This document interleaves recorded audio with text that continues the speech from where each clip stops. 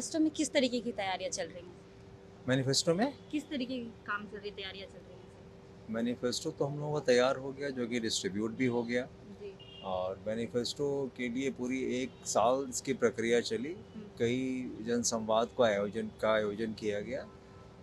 कुछ किया गया था कोविड काल के पहले, जहां लोगों के बीच में जाके हम लोग कई समुदाय से मिले थे, उनसे बातचीत किए थे और अलग अलग ग्रुप से मिले थे। उसके बाद जब कोविड काल शुरू हो गया तो फिर हम लोगों ने मुलाकात की लोगों से वर्चुअल प्लेटफॉर्म पे। उसमें भी कई विषयों पे बात हुआ, चाहे वो महिलाओं का विषय हो, चाहे वो बेरोजगारों का विषय हो, चाहे वो किसानों का विषय हो, चाहे वो ये डिज़ास्टर मैनेजमेंट का विषय हो, शिक्षा का विषय हो, स्वास्थ्य का विषय, इन सारे विषयों पे गहन चर्चा हुई। गहन चर्चा होने के बाद जो उसके सजेशंस उसमें आए, उसमें से हम लोगों ने जो महत्वपूर्ण सजेशन थे उसको हम लोगों ने मैनिफेस्टो में इनकॉर्पोरेट किया।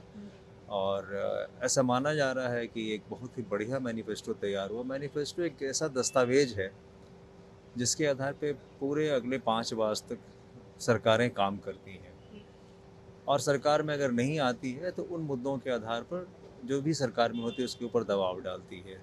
तो मैनिफेस्टो हमारा तैयार है, जिसकी तारीफ हर तरफ से हो रही है।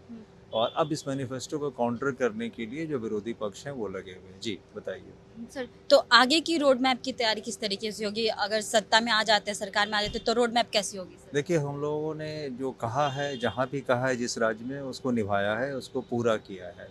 इस मैनिफेस्टो में जो कुछ भी हम लोगों ने लिखा है, जो कुछ भी हम लोगों ने वायदे किए हैं, उनको पूरा किया जाएगा। चाहे वो महिलाओं की शिक्षा के हो, जिसमें केजी से पीजी तक हम लोगों ने फ्री लोगों की बात की है।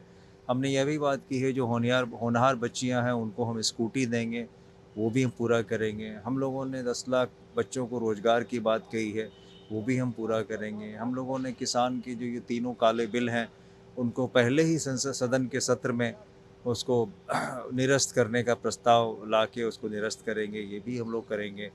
इस तरह से जो भी घोषणाएं हमारी हैं, चाहे युवाओं का बेरोजगारी भत्ता हो, इन सब चीज़ों को हम लोग पूरा करेंगे सरकार में आने के बाद। यही रोड मैप हमारा है। जी। बढ़ाएं अपना कदम सक्सेस की ओर शिखर करियर इंस्टीट्यूट के साथ। शिखर करियर इंस्टीट्यूट पूर्वी भारत में एकमात्र कोचिंग संस्थान जो एक्सक्लूसिवली है मेडिकल एंट्रेंस एग्जाम के लिए।